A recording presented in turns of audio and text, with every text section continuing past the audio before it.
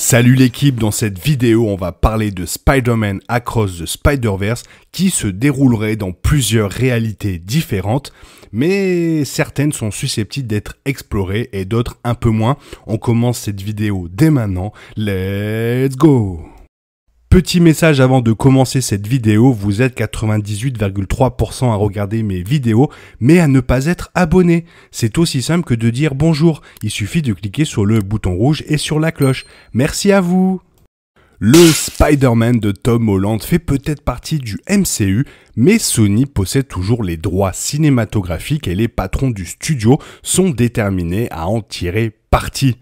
Leur retombée en live action sur Spider-Man se déroule à un rythme soutenu, la scène post-crédit de Morbius mettant clairement en place les Sinister Six, un projet auquel le studio s'intéresse depuis de nombreuses années. Mais alors que toute l'attention est concentrée sur les films d'action en live, le véritable succès de Sony réside dans l'animation. Spider-Man Into the Spider-Verse était l'un des projets d'animation les plus époustouflants de la dernière décennie, remportant à juste titre le titre de meilleur long métrage d'animation lors de la 91e cérémonie des Oscars. Le film a été noté à la fois pour sa forte caractérisation et son approche remarquablement créative.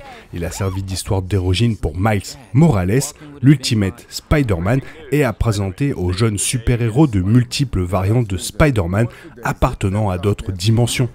Chacun a été rendu dans un style d'animation complètement différent, et pourtant, toutes ces approches ont fusionné en un tout unifié. Personne n'a été surpris lorsque Sony a donné le feu vert à une suite, voire même à deux suites. Mais attention, Spider-Man Across the Spider-Verse sera cependant très différent. Le premier film se déroulait dans un seul univers, mais le second explorera 6 chronologies différentes. Cela devrait rendre la suite encore plus efficace, simplement parce qu'elle offre aux animateurs la possibilité de faire preuve de créativité comme jamais auparavant, en créant non seulement des personnages de styles différents, mais aussi des environnements entiers. Sony a déjà confirmé plusieurs des délais impliqués et ils offrent chacun un potentiel énorme.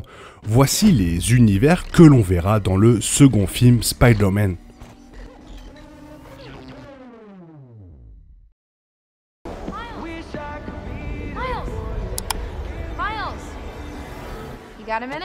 Le premier univers à être confirmé est la Terre 65, la dimension d'origine de Spider-Gwen. Sony a donné aux participants du CinemaCon un aperçu exclusif des images de cet univers. Et cette réalité vibrante promet de faire partie d'une histoire très personnelle. Le clip montrait Spider-Gwen en train de s'habiller après qu'un étrange variant du vautour ait attaqué sa ville. Mais elle s'est rapidement retrouvée accompagnée par Spider-Man 2099 qui a révélé que le tissu du multivers avait été endommagé par les événements de Spider-Man Into the Spider-Verse.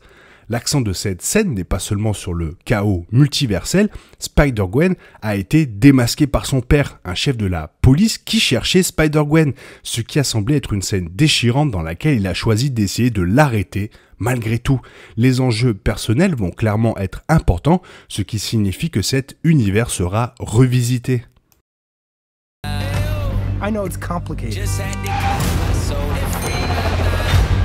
Cela a toujours été un pari sûr que Spider-Man Across the Spider-Verse revisitera Terre 1610, simplement parce que sa star est Spider-Man de cet univers, Miles Morales lui-même.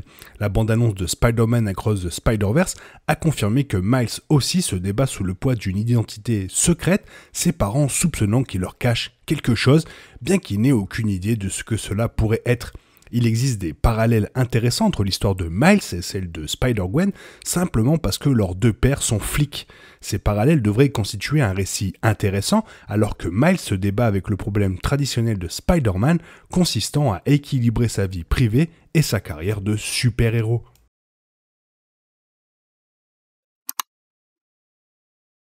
La première bande-annonce de ce second film comprenait un aperçu de ce qui semble être la Terre 50101, avec un plan montrant Miles Morales attaqué par Spider-Man 2099 alors qu'il parcourait cet univers. C'est le monde de Spider-Man End, et il a été rendu dans un beau style artistique avec une architecture très différente, une version musicale inhabituelle du thème de Spider-Man et une langue des signes en hindi. Sony n'a pas encore donné aux téléspectateurs un aperçu de Spider-Man End, mais ce n'est sûrement qu'une question de temps avant que la présence réelle dans Spider-Man Across the Spider-Verse ne soit confirmée.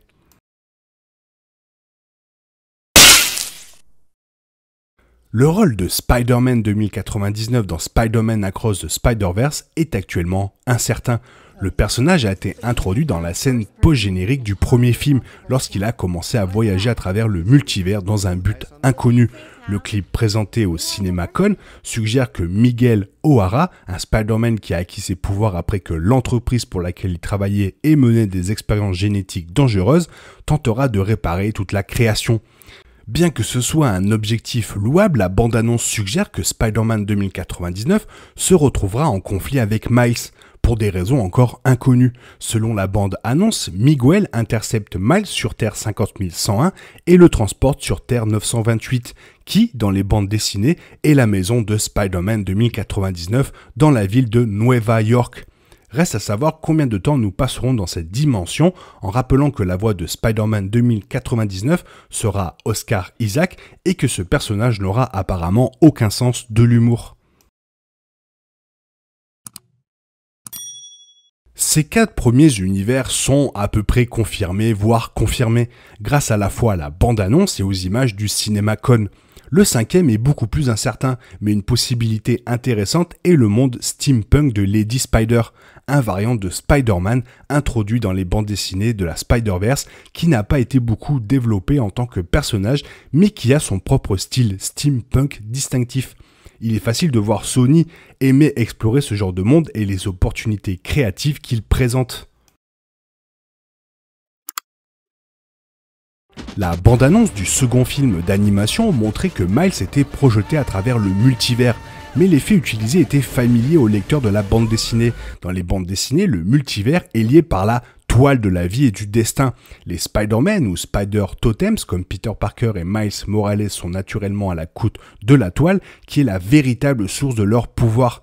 Le centre de la toile se trouve sur Terre 001, parfois appelée Loom World, où la toile est maintenue par un être cosmique appelé le maître tisserand.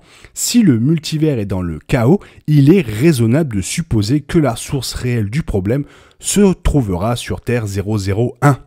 Et Miles et ses amis devront s'y rendre. La question intéressante est de savoir s'ils se retrouveront bloqués sur Loom World. Les mondes peuvent être coupés de la toile de la vie et du destin, et cela servirait de configuration parfaite pour un 3e film, qui est déjà prévu. Loom World ne ressemble à aucune autre dimension vue dans les films Spider-Verse, parce qu'il se trouve au cœur du multivers. Il est probable que les artistes du film choisissent de lui donner une apparence beaucoup plus complexe, le faisant apparaître comme un mélange des autres styles animés. Ce serait un endroit approprié pour que Spider-Man Across the Spider-Verse se termine. Voilà, ce second film d'animation sur Spider-Man et Miles Morales nous fera découvrir beaucoup plus de monde et surtout la toile de la vie et du destin, et c'est assez important dans l'univers de Spider-Man, et ça va être encore grandiose à mon avis. Voilà, j'espère que cette vidéo t'a plu. Si elle t'a plu, n'hésite pas à la liker et surtout à t'abonner. Je te souhaite une bonne matinée, après-midi, peut-être une bonne soirée ou un bon week-end. Bisous bisous, hasta la vista.